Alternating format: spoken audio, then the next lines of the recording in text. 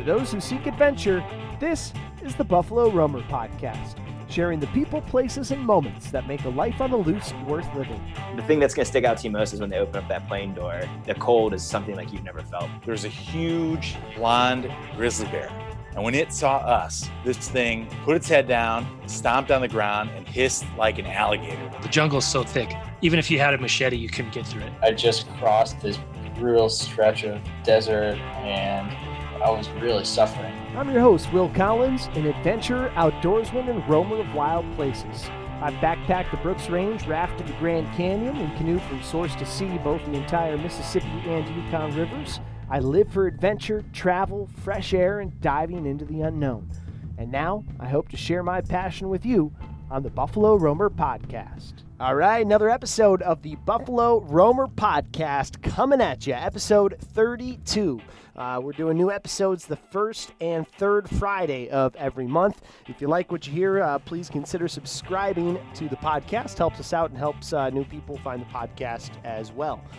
Today's show is brought to you by Buffalo Roamer Wilderness Trips. We're going to the Yukon River, all the way up to the Yukon Territory next summer in 2022. We are doing a 8-day, 7-night canoe trip, backcountry canoe trip on the Yukon River. Going to be epic. Some of the most beautiful water, beautiful wilderness in the world. It is fully hosted, guided, all the food and gear, everything outfitted. If that sounds like a trip you'd be interested in, it's going to be a lot of fun. Check it out at buffaloroamer.com/trips. Okay, without further ado, let's get to the show. Today we have a good one. We got my good buddy Michael McMenamin on the podcast, and we'll just cut right to it. Michael recently completed a bike packing trip down the Great Divide bike route.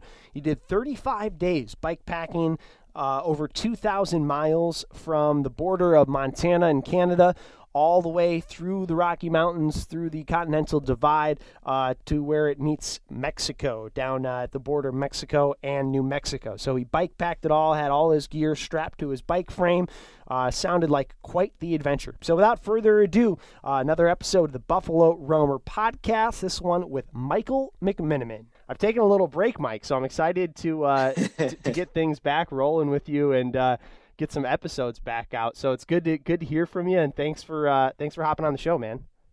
Yeah, of course. Happy to be here. All right. So tell me a little bit. I mean, you and me go back. I was thinking about it this morning, man. We did the 30-day canoe trip in Saskatchewan through Camp Manitowish when we were 17, 16?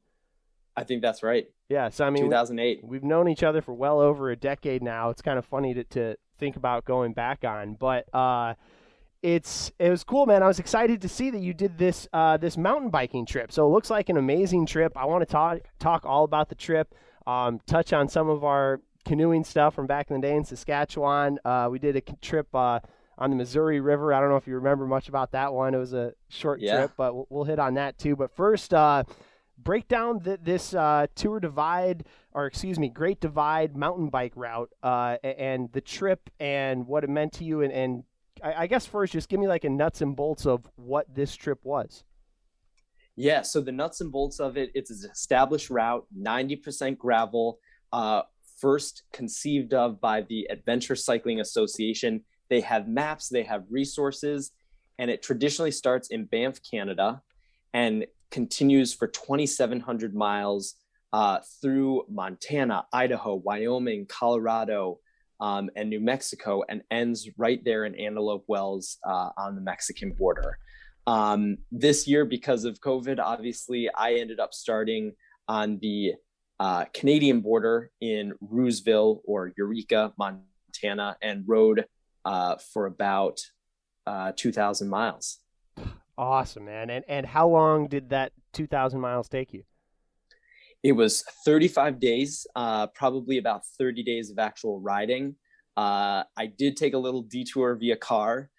So if you didn't do that, it would be about 2,500 miles of riding in the US, but absolutely gorgeous scenery, challenging, but an absolutely amazing trip. Highly recommend it. That is awesome, man. So 35 days from more or less from the border of Montana and Canada throughout the Great Divide, the Continental Divide, all the way south to Mexico. And you're bike packing on this. So you have all your gear, all your stuff strapped onto the frame of your bike? Exactly. That's the way to do it. Awesome, man. And what was the overall takeaway from the experience? And we should mention, you just finished this, what, how long ago? Yes. I finished it 2 weeks ago now. Awesome. So still super fresh. It's fresh off the trail. Love it. Okay, so what are your general takeaways from 35 days crossing America by bike? Yeah, my big headline is the kindness of strangers prevails. At every turn throughout the trip, there were people who were ready with food, hot coffee, a warm conversation, and it was just amazing to see, and really, restored some faith in humanity for me. It was really nice. Isn't that awesome, man? I mean, it's weird how that is almost always the general takeaway from all of the folks I talk to. It's the takeaways that I've done from my trips too on the Mississippi and the Yukon or wherever it may be. It's like people see somebody out there doing something that's fulfilling to them, and they want to be a part of it, and they want to like reach out and help. And whether it's riding a mountain bike across America, canoeing down the Mississippi, or hiking the Appalachian Trail, or whatever it is, it's like it's these odd things that fit into some like back corner box in the 21st century society life. But then once you like take the first step and jump on it, people are like, oh man, that's so awesome. Like what can I do to help Mike's journey? So that's cool to hear, man. Yeah, absolutely. It was just amazing and humbling to be the recipient of so much goodwill. What is there one that sticks out, or a couple that stick out that you were like, this was just a blessing, or I was down and out and somebody just randomly popped up? Or what's one of the moments that sticks out to you from meeting people along the road? Yeah, I think one of the most heartwarming experiences was pulling into Hartselle, Colorado, a small town. There was a big lightning storm coming in, torrential downpour. My riding partner and I, ended up in this restaurant/bar, and we're grabbing some food to eat. And before we know it, a very nice couple were buying us some drinks. And then once we got to know each other, they took us into their house for the night. We got to meet their dogs. We got to tour their homestead, and drive some of their all-terrain vehicles. And then they cooked us eggs and bacon in the morning and dropped us off right where we had left off the day before. Isn't that awesome? Just the nicest people. Yeah, exactly. And it just makes your trip and your journey so much more amazing, because it's like, especially those experiences where you weren't expecting anything and then it just comes out of the blue. No, we were, planning to camp out behind the restaurant, for the night. And then here they come along and say, well, why don't you just, stay with us tonight? And it's an exercise in trust, in good judgment, but also accepting the kindness of others. And you just don't get that any other way than being on a bike or being in a canoe or doing these backcountry trips. Yeah, putting yourself out there, I think, Yeah, and then challenging yourself when you get back into the front country. Would you do the same if you were in their shoes? Would you extend a helping hand to somebody that you saw in need? So I've thought a lot about that, and going to try to practice that a little bit more. Yeah, absolutely, man. It goes both ways. There's no doubt about it, because when you're in that mind frame on trail, you are more accepting and you are more open to different people and different experiences. And then, once, like you said, once you get back in the front country, back in the grind, going to the 9 to 5 or whatever it may be, you get in your rut, you get in your groove, and you kind of are more closed off, I think, and not as open to other things, other people, other ways of viewing things, other ways of going about life. That's a great point. Yeah. So who I know you had a couple partners on the trip along with you. How did that all break down? And I guess let's start there. Yeah, I got super lucky. I had just finished business school with my grad degree, and I had a buddy who was able to join me for the first 2 weeks. And we had an amazing ride and an amazing route. And that was James. And I mean, people do this route solo all the time, but if you have somebody to ride with you, I say do it, because there's very small margin for error. So if you have somebody willing to do it, that's the way to go. And then my second riding partner was a phenomenal guy named Matt. And he and I studied abroad together 9 years ago in Spain, had not talked since. Wow. He saw a post that I made on social media as I was preparing for the trip. He said, I've always wanted to do that. And I said, great, why don't you join me? And his timing worked out, and he was able to join me from Colorado all the way to the southern border. So just super lucky to have two amazing riding partners, and could not have done it without them. And they were also, I will say, both faster than me, so they kept me on my game. That's great, man. That's awesome. How do the logistics of a trip like this work? You start up in Montana and you have all of your gear strapped to your frame. You got a tent, you got a sleeping bag, a sleeping pad. Take me through some of just like the camping and food logistics of a trip like this. Yeah, absolutely. The one benefit is that this route, although not widely known like the Appalachian Trail might be in the cycling community, it's very well established. And the Adventure Cycling Association has so many resources online. So I really utilize that. And then you find people kind of come out of the woodwork who have done sections of it. So we have a friend from camp, Hannah, who's done it twice. So I picked her brain a lot. I had a classmate's husband just do it last summer. So I was talking with a lot of people. And when you combine the Adventure Cycling Association plus friends, and my own camping experience and my own cycling experience, I was able to kind of put together a list of gear that I needed. Also working very closely with my local bike shop. They were tremendously helpful. I had one mechanic who had done 50,000 miles of bike packing in his Holy life. Cow. So yeah, he gave me a lot of advice. And then, you know what? I wanted to see how the first week went in terms of food. I decided not to pre-ship any gear or food to myself. And I think that was the right decision. And overbought way too many dehydrated backpacking meals and ended up ditching them. And I, probably mailed some gear home at least 2 or 3 times. So I just kind of figured out as I went. I added a rack and pannier system in Helena. So I kind of just went with the flow. And I did do one overnight trip with a fully loaded bike, and I learned so much from that. And if you have the time, a little shakedown trip. Do a shakedown. Even if it's just one, you will learn a lot. Yeah, I got to imagine having I've never done any bike packing, so I have to imagine a fully loaded bike is a whole lot different than just, the old Huffy ripping down the street with pegs on the back. Oh yeah, it's a little different. Yeah. What did you find? As you mentioned, there's always stuff, especially on longer trips, I've found. You always start with more than you need. You're always worried, I have to bring this, I have to bring that. And then once you get out there, like you said, for like a week or something, you're like, I don't need any of this shit. Throw it away. Exactly. Exactly. What were some of the things that you shed that you were like, this is ridiculous. Why do I have this?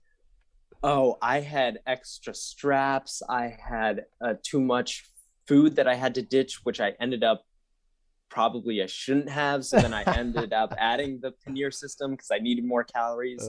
A lot of people don't do stoves. And I think if I wanted to slim down a little bit, because I had probably one of the heaviest rigs that I saw out there, I probably would have ditched the stove because you're going through enough towns where you can get a hot meal. And what else? Oh, the American Adventure Cycling Association has these amazing maps. But the minute I was done with one of those maps, I sent that bad boy home because I did not want to carry it. Right. That's funny. What were some of the challenges of this trip? Obviously, that's a huge monumental task. Anybody who knows anything about the Rocky Mountains, going from Montana all the way to Mexico through the Rockies, you're talking about some serious elevation, some serious, steep biking, I would have to imagine. What was the actual trail and riding like? Yeah, I mean, it was by far the best riding I've ever experienced. I am traditionally a road cyclist, or a roadie, as some people say. So I really had from the Midwest. So I really had no conception of the amount of climbing I would be doing and just how variable the road condition would be, given that it's 90% gravel. So those two things I underestimated. I had planned our whole itinerary out about what I thought we would be able to do, and I was dead wrong. And humbling. My ego went out the door on day 3 because I just had to bow down and submit to this route and say, the minute you think you have it figured out, especially in terms of road conditions, or, oh, okay, today we have 5,000 feet of climbing, that should be doable, it throws you a curveball and you have to adjust. So those were probably the two biggest challenges, were the amount of climbing and altitude gain and the road conditions. But we managed. Was there any one stretch in particular, looking back, you were like, that was living hell, but once you got to the top, it was like, success?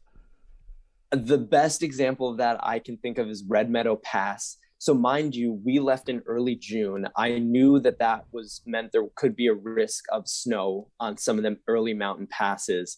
All I can say is the racers who started a couple days behind us, they benefited because we were laying down some thick tracks in the snow for them. Oh man.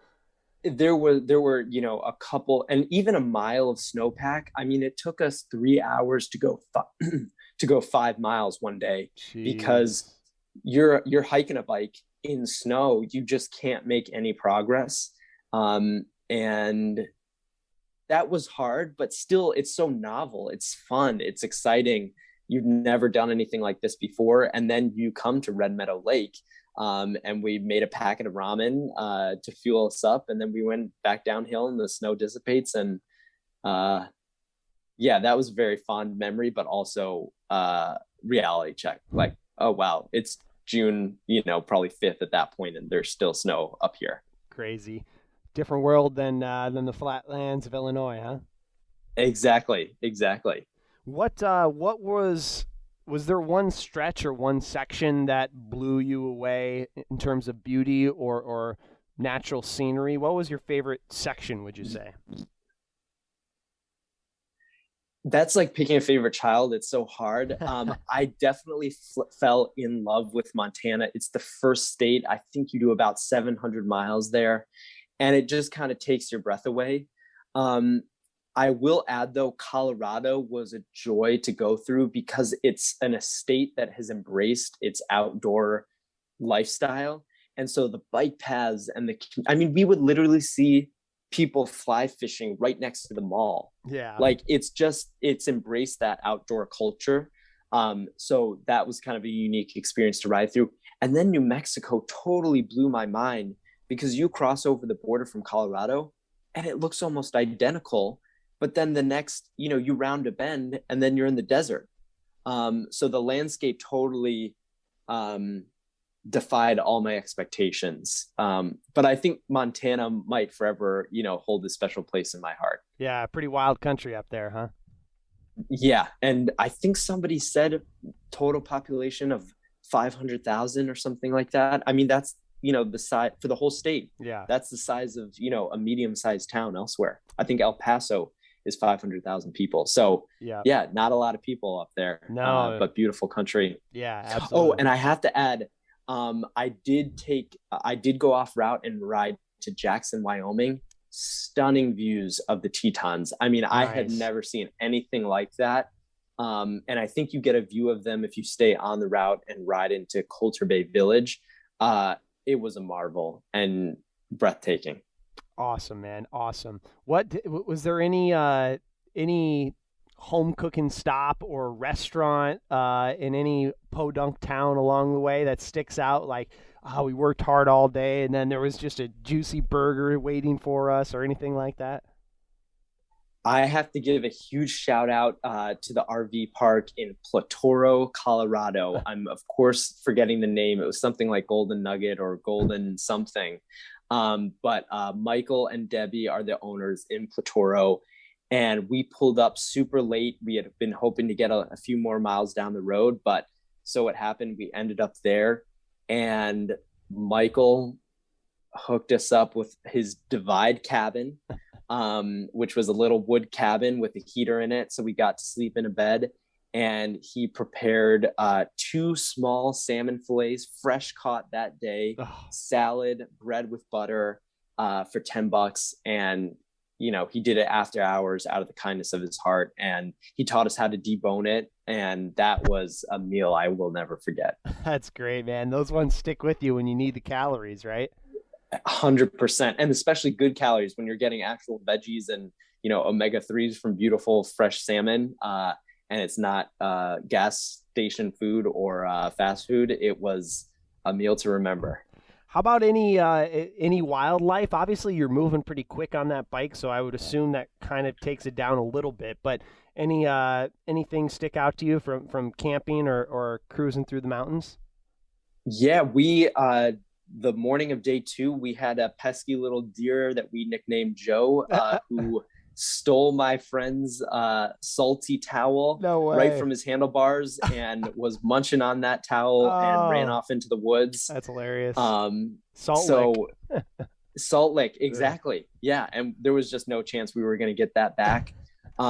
We saw some. So in Montana, mostly, you do have to worry about grizzly bears. We had bear spray right in our cockpit there near our handlebars. Yeah, I mean, I'm sad to report, but there was a 65-year-old woman who just got killed by a grizzly bear on a bike packing trip. So we got very lucky. And I would just stress that to the listeners, like, grizzly bears are no joke. So be careful when you're out there. And probably more likely that you're going to run into are stray dogs. I got chased probably 3 or 4 times.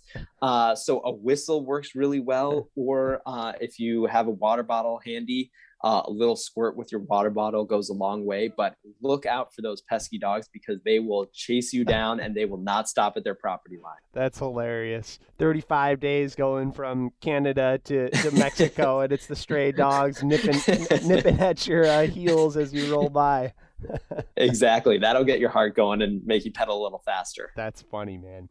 What was it like as you got towards that U.S.-Mexico border? I mean, obviously completely different topography and geography than up in Montana, but what was it like down there? I haven't spent much time down there, and I imagine as it's going through your head, you're kind of realizing that you're getting towards the end of your journey as well. Yeah. At that point, you're going through mostly desert. I mean, depending on your disposition, fortunately, there's more pavement. So you can ride a little faster. It gets a little flatter, which is also nice. The realization that I had, especially because the race had started and I was following people on the tracker and I knew that racers had already finished days and maybe even a week ahead of me. Right. So there's just to cut you real quick. So there's a race called the Tour Divide race. Is that right? Exactly. And it's a race along the same trail that you were doing. So you did it. I don't remember if we mentioned this before we started recording or once we started recording, but you are on the same route, but there is an official race that started a few days after you.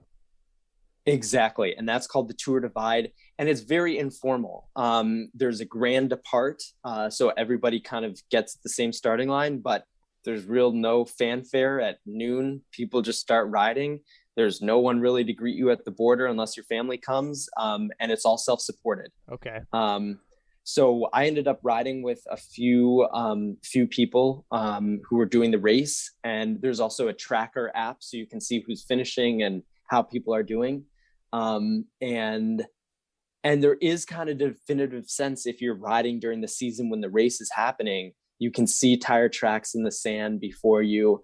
And as you start to get into that last stretch in New Mexico, you're kind of realizing, wow, I mean, not that many people are out here and that we're all kind of taking this one straight road, just headed straight south to the border. And you feel kind of a camaraderie, even if you're not riding with anybody, that, yeah, people have laid their tracks down before me and we're kind of all heading to this endpoint. And that was kind of a special feeling as you're going through the desert and it's kind of contemplative and you're processing the trip. How long is an average race, how quickly would they finish their average race? You did 35 days. Yeah, I did 35 days, and that's with the car detour. So if you're, well, I'll lay it out like this. So the official Adventure Cycling Association book lays out the route in 70 days. Anything under 30 days, my understanding, is considered competitive. The record is 13 days. Okay. So I would say the people that I was finishing with, who again were faster than me because they started after, they were finishing in about 25, 26, 27 days. Okay. And the average age on the route, my understanding, is about 50 to 60. Oh, really? Yeah. So it skews a little bit older, and just really strong riders who have really dialed in their kit and their gear and who just love this stuff, and they're fast. That's awesome, man. But from my perspective, not being a cyclist and from the outside looking in, obviously you had a car detour and as well. But 35 days, I mean, that's right within the ballpark of the people racing. So it's not like you're way behind or on a completely different pace. Yeah. And, most of the racers that I talked to said you're doing it the smart way, because a lot of the racers are getting maybe 4 to 6 hours a night. I talked to plenty of people who had fallen asleep on the bike, who are really just what the other key takeaway that I took away with is how much discomfort are you willing to take on this route? That is really what separates the people who are touring the route versus those who are racing the route. Because you can really enjoy it and do it over the course of 70 days and take some side trips. But if you want to race it, you're, getting up at 2:45 in the morning and leaving at 4 and trying to put in, probably at least 100, if not more, miles a day. And you're depriving yourself of a lot of luxuries. So it's a fine balance. So I'm very happy with the 35 days, and who knows, I might do it again and try to do it a little faster now that I have more knowledge, but yeah. Yeah. It's always great. It's always, different. Everybody does it different, right? And everyone has a different mojo and a different vibe of their trip. But, for me personally, I've always taken the, go slow, go light, go now, and take it easy, take your time, enjoy the adventure, as opposed to some of the people who are, looking for speed records down the Mississippi or the Yukon or the Great Divide mountain bike route or whatever it may be. It seems to me, at least, like the people who are just sprinting it aren't getting as much enjoyment out of the journey as those who take it slow and take in the surrounding beauty and the journey, I guess. Exactly. And I think that's absolutely right, because the racers wouldn't have stayed with that couple in Hartselle, Colorado. They would have pushed on through the rain. And they wouldn't have had long conversations in Warm River with George, whose family, inhabited that area, decades ago. So they miss some of the backstory that makes the trip like this so rich, and so enjoyable. But like you said, to each their own. And I'm happy with the route, that I had and the way I did it. Yeah, absolutely, man. It's awesome. So what was it like standing at the border of US Mexico with your bike, and did you still have your second riding partner with you at that point? Yeah, I had my second rider at that part, and we ended up riding with another racer named Rick, who was just a fantastic guy. And he actually was the one, we had ridden about 80 miles that day, and it was 4:00, and he turned to us after we all had a Gatorade, and he said, "Let's push it.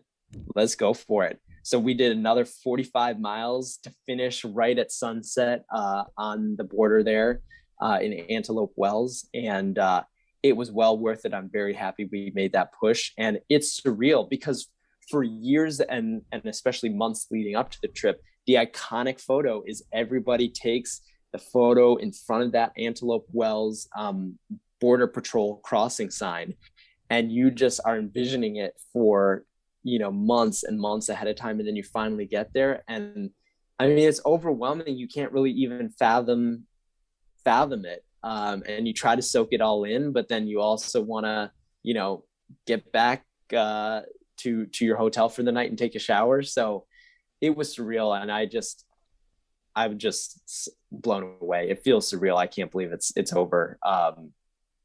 And yeah, but just gratitude and exhilaration is what I felt. What was the impetus for this trip, Michael? What led you and allowed you to take this 35-day trip from crazy mountain biking adventure from Montana to Mexico like a crazy man?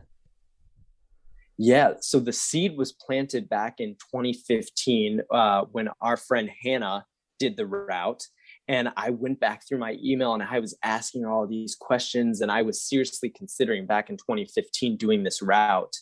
And then it had stayed in the back of my mind. I started cycling more seriously as a road cyclist in New York. And then I got to business school, and COVID happened, and the reality was international travel after I graduated was going to be unfeasible. And in January, I had a close friend say, "Hey, I think I'm going to do this. Do you want to as well?" And so it was January of 2021 that I, signed on, and I was going to do it. And I think a year or two previous, I had seen Leal Wilcox's documentary. She's one of the best endurance cyclists and adventure cyclists in the world. And that pumped me up even further.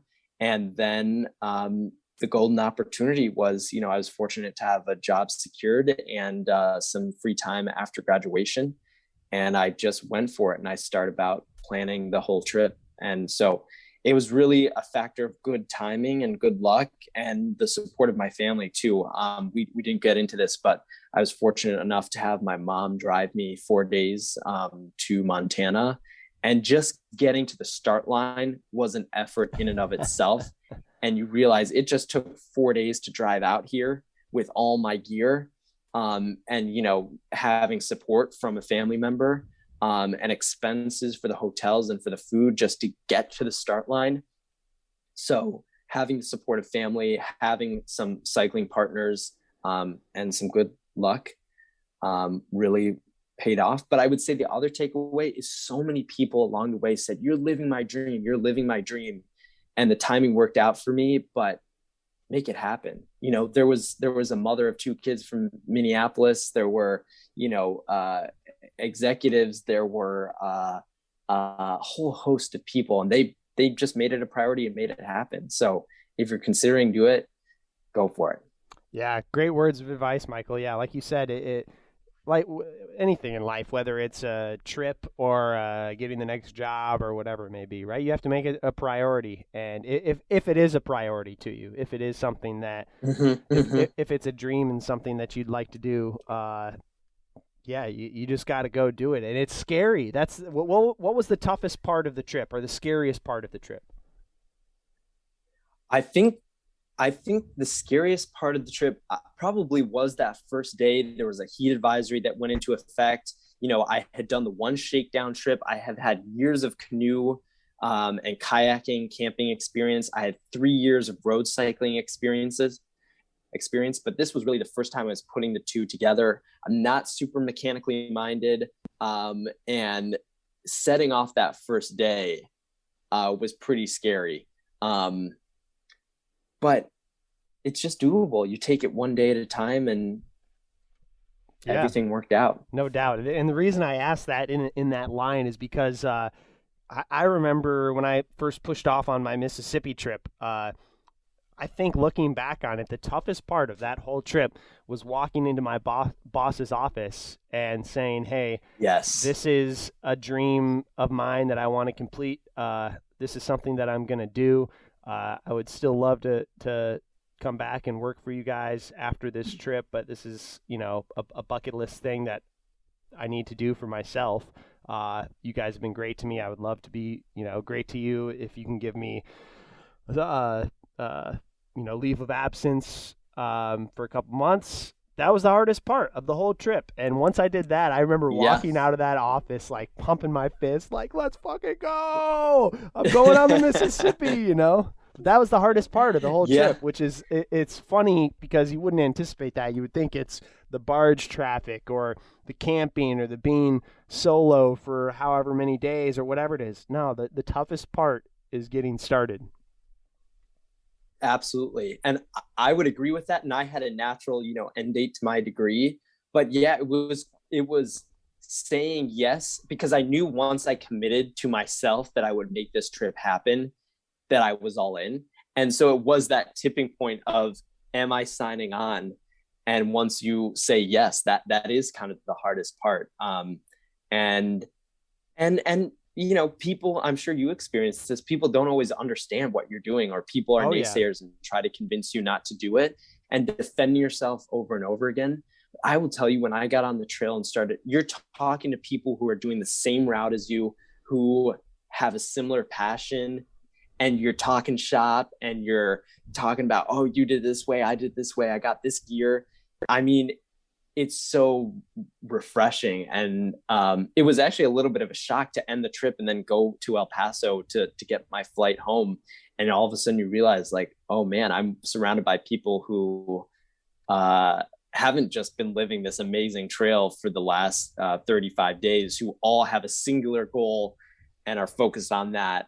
And that was a little bizarre. Yeah, I know exactly what you mean. It's a common denominator. And I know, it's yes, it's tough when you're telling people what your passion is and they don't understand. I totally understand. I remember telling people, multiple people about the Mississippi and the Yukon, family members or friends or whatever it may be, and they're like, obviously you get that you're crazy, because in a sense we are. Right.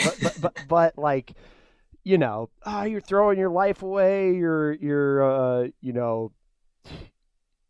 be a hippie floating down the river forever, or you're gonna ride on your bike and end up living in Uray with whatever, in a shack down by the river. But in reality, it just there's something in our guts, and I think a lot of the people who listen, a lot of you listeners who listen to the podcast as well, have that pit in your gut that just tells us, like, hey, screw you and your conventional way of doing it. This is this is my path, and for whatever reason, I've been called to take this bike from Montana to New Mexico. Right, exactly. Yeah, that's awesome, man. Yeah. Awesome, and I'm glad that everything worked out for you, Mike. It's just an awesome trip. When I saw that you were doing it, I was pumped and excited for you, and and I'm glad that it went well. Yeah, me too. It was a trip of a lifetime, and something I hope to do again and encourage others to do. And I think backpacking is a new something in my repertoire, so I'm excited to keep doing it. Plus I have all the gear now, so that makes it easier. There you go. And there's a lot of different places to go. There's a lot of trails all over this country and the world. Absolutely. Yeah, bikepacking.com has a lot of great routes mapped out. The Adventure Cycling Association is also a phenomenal resource. Awesome, man. I want to pick your brain a little bit and just chat a little bit about some of the other trips we've done. So one of the most formative trips in my life was the 30-day canoe trip we did when we were both, what did we say, 16? 17, yeah. 17, in northern Saskatchewan, on the Churchill River through Camp Manitouish YMCA. There was, 5 or 6 of us? Yeah, I think that's right.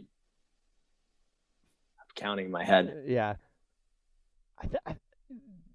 There might have been 6 participants and 1 leader. And so there's 6 of us. Yeah, because we have 3 boats and 1 duffer. Perfect. So 6 17-year-old kids. Doug Young, who was our leader, who was probably 25 at the time, probably younger. Probably younger. And they send all this group of kids into the Canadian bush for 30 days. And it was just a life-changing experience for a 17-year-old, for me at least. I remember the one thing that still sticks with me today, Michael, from that trip was I don't remember what day it was, but I remember there's multiple things that stick with me, but we were paddling middle of nowhere, Saskatchewan. The sky's just rolling forever. Like it seems like the skies just stretch on indefinitely. Kind of like big sky country up there in Montana, but Yeah. similar vibes. But okay, so at this point, I remember it was just downpouring. The wind was coming sideways. We were paddling across this lake, and I was kind of feeling crappy. 17-year-old, like, what the hell am I doing out here? All my friends are back home, doing whatever they're doing, causing trouble, running around the streets on their bikes, and I'm out here in this pouring rain. And then I just remember Doug Young goes, when the going gets tough, the tough get going. And it just like stuck in my head. I was like, shit, he's right. Like, we're all the way out here. There's nothing to do. I'm not going to melt from this rain. Like, it sucks. I'm hungry. I'm cold. But the only thing to do is to dig this paddle in the water, suck up, and get to the next campsite so I can set up my tent and get dry. And from that point on, for whatever reason, something just clicked. It's like, hey, when the going gets tough, the tough get going. If you want to be tough, you got to get going. So, dig your paddle in and make it happen. And that still sticks with me when the going gets tough. I'm like, hey, you can either break or you can chug on, Absolutely. Yeah, I think I had a similar realization probably on the first or second day of the trip. I was a short, skinny kid, had never carried a canoe, had years of camping experience through Camp Manitowish, but this trip was the next level, maybe 2 or 3 levels up. And I remember trying to portage through some heavy mud that first day, and I had the same realization. I thought, oh my God, what did I just sign up for? We're about to do. And we had done 15-day, 10-day trips before this, but it really hit me hard. And then we found our groove. And I remember having separation anxiety when the canoes got taken from us and we were just waiting on the side of the road for our actual pickup.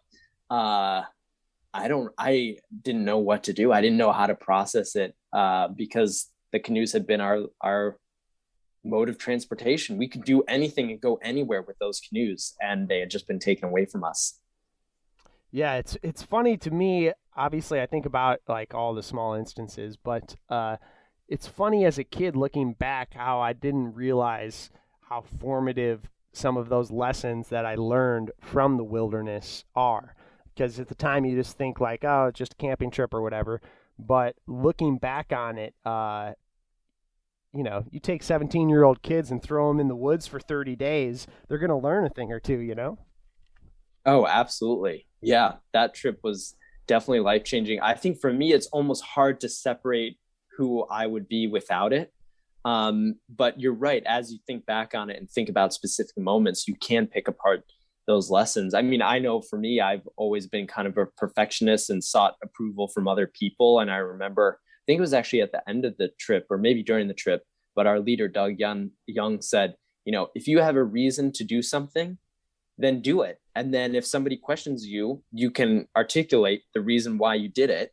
But don't ask me, is this the right thing to do? Don't rely on others to justify every decision you make.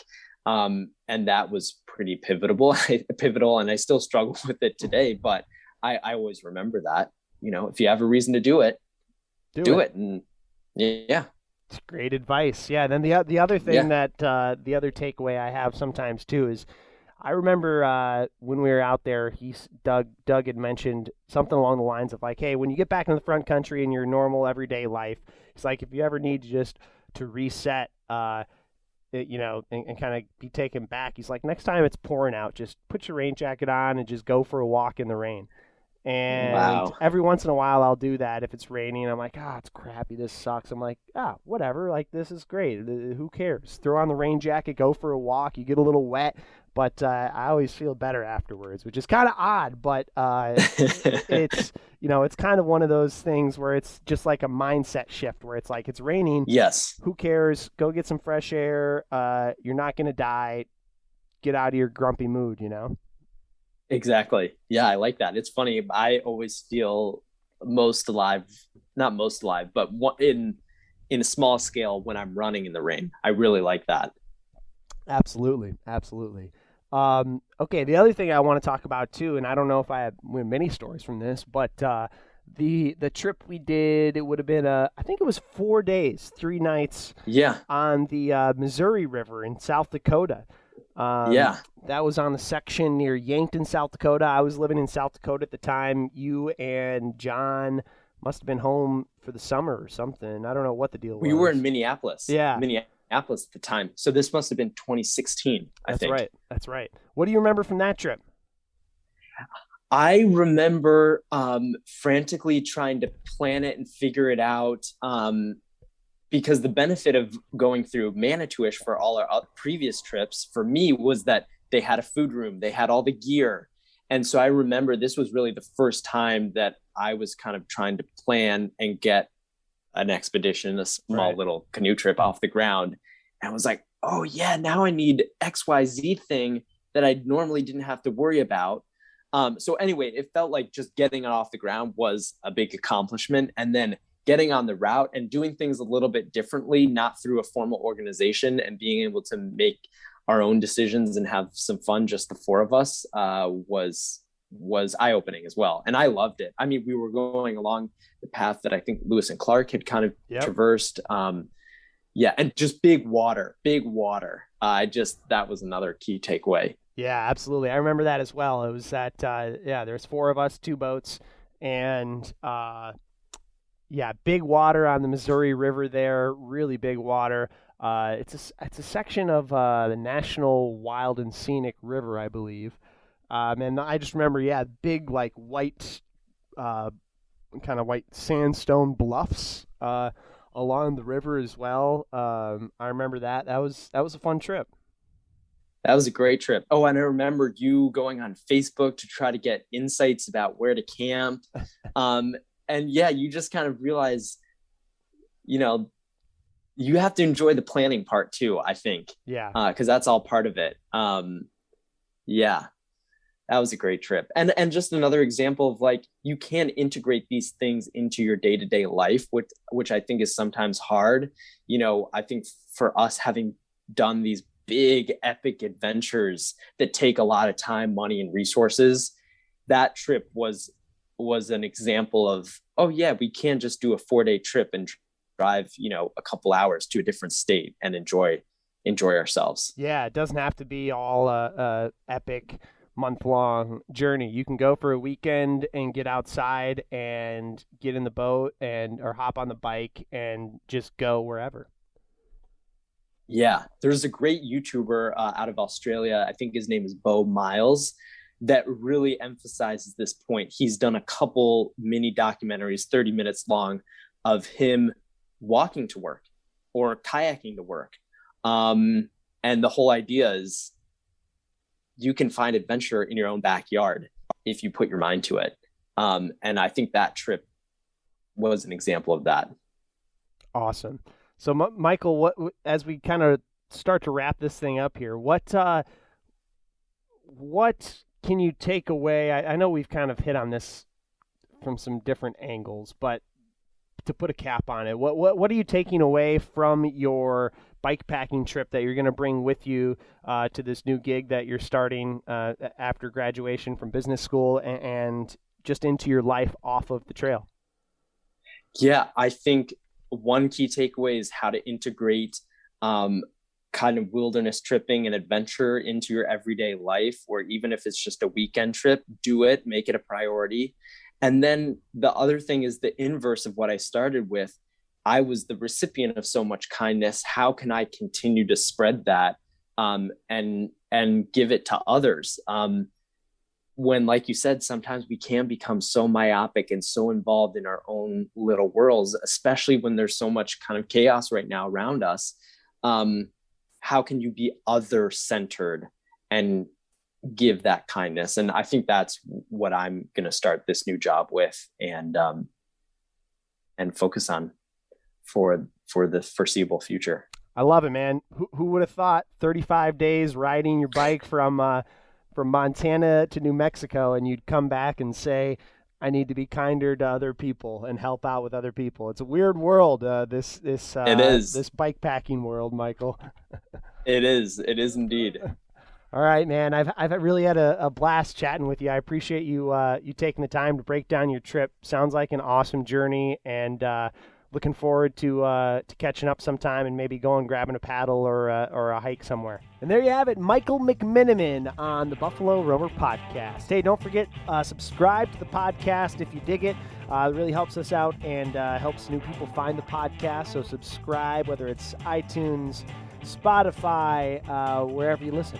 Also, we're headed to the Yukon. If a sweet canoe trip in the Yukon wilderness excites you, check it out at buffaloroamer.com/trips. Until next time, peace.